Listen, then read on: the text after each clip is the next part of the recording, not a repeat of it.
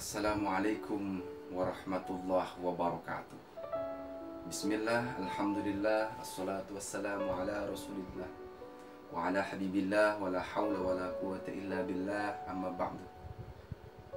Sebelum kita memulai pelajaran pada hari ini, mari kita bersama-sama membaca Ummul Quran suratul Fatihah. Ala hadin niyah wa likulli niyatin salih al-Fatihah. A'udzu billahi minasyaitonir rajim. Bismillahirrahmanirrahim. Alhamdulillahi rabbil alamin arrahmanir rahim maliki yaumiddin. Iyyaka na'budu wa iyyaka nasta'in. Ihdinas siratal mustaqim. Siratal ladzina an'amta 'alaihim ghairil maghdubi 'alaihim waladdallin.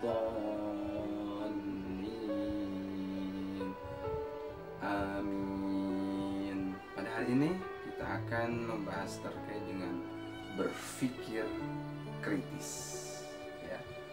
Ada di dalam Al-Quran, ya, surah Al-Imran ayat 190 dan ayat 191.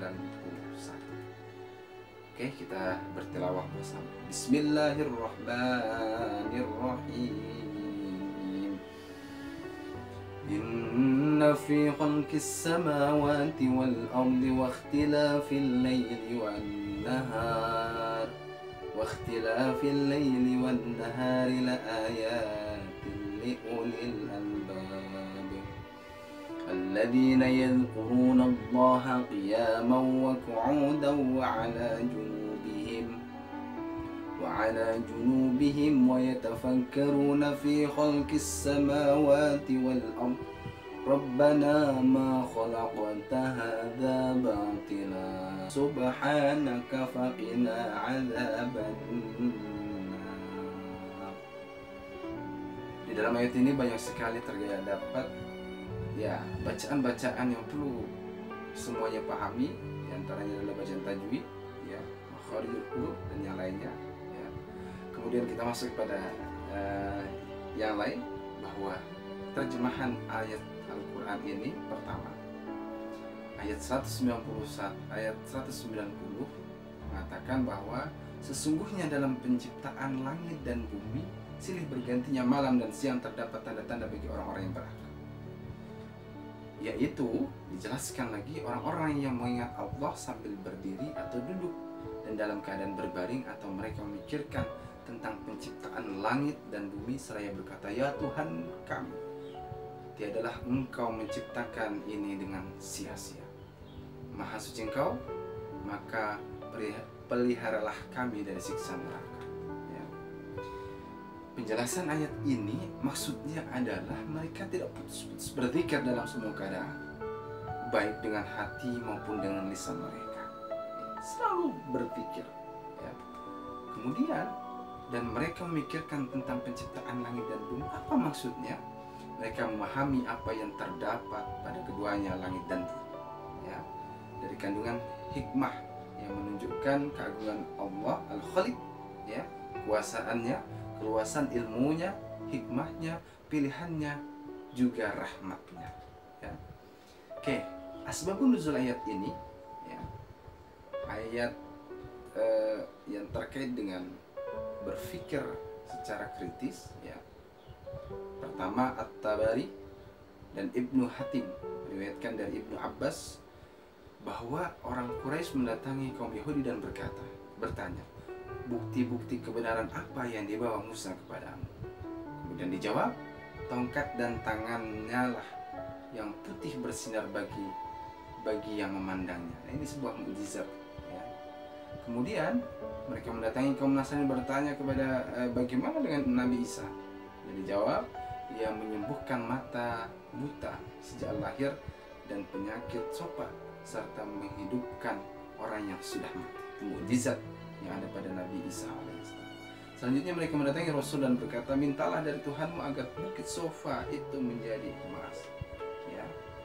Maka Rasul berdoa, ya, dan turunlah surah Al-Imran ayat 190 dan ayat 191, ya, mengajak mereka memikirkan langit dan bumi tentang kejadiannya, ya, hal-hal yang menakjubkan di dalamnya, seperti binatang, matahari, bulan, dan peredarannya, laut, gunung, pohon, buah, binatang dan sebagainya, itu perlu ada sebuah pemikiran yang kritis.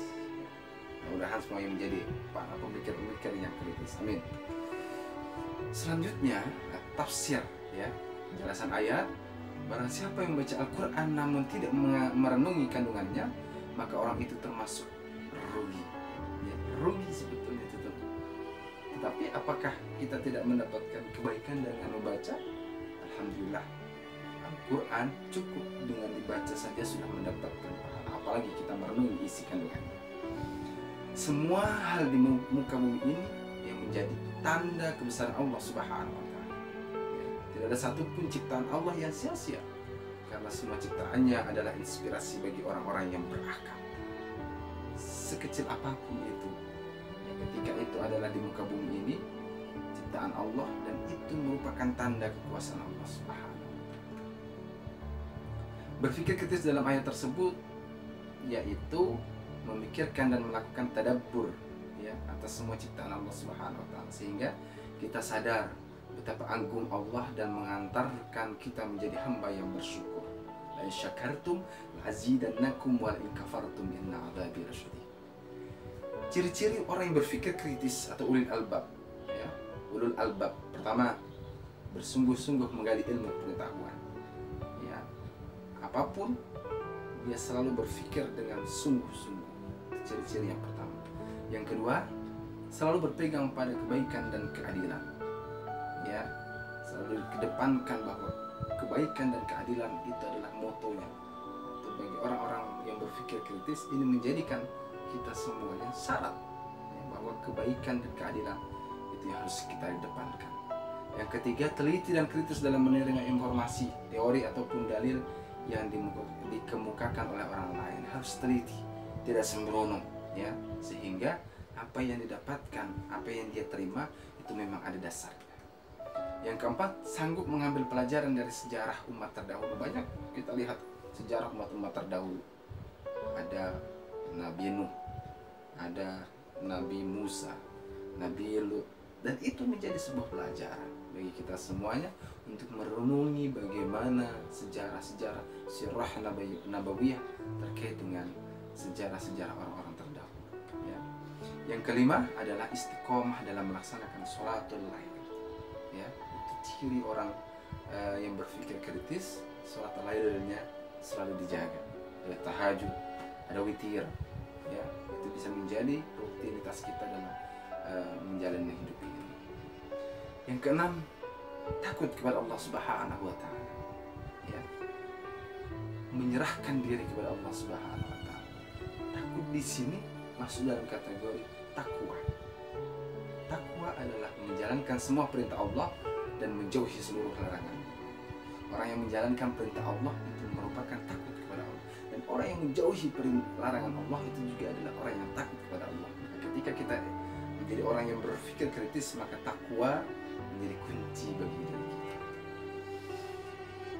Manfaat, ya, yang kita dapatkan ketika kita mampu berpikir kritis: satu, mengambil hikmah dari semua ciptaan Allah Subhanahu wa Ta'ala, baik kecil maupun besar, baik jelas maupun yang tidak jelas, ya. Menjadi arif dalam menghadapi lingkungan yang membuat kita tidak nyaman. Terkadang ada sebuah lingkungan yang membuat kita terbawa emosi, hilang rasa sabar, ya, sehingga kita bisa mampu menjadi arif dalam menghadapi itu semua.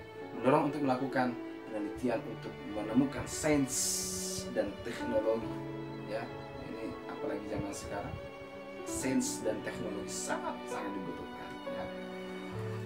Oke, itu saja yang bisa saya sampaikan, ya, terkait dengan bagaimana menjadi seorang yang mampu berpikir kritis. Allah Subhanahu wa Ta'ala telah menyampaikan di dalam firman-Nya. Mudah-mudahan itu menjadi dasar kita semuanya, ya, dan semoga kita mampu menjadi orang-orang yang berpikir kritis atau ulul albab. Amin ya rabbal alamin. Terima kasih, mohon maaf. Allahul muwaffiq ila aqwamit thoriq. Assalamualaikum warahmatullahi wabarakatuh.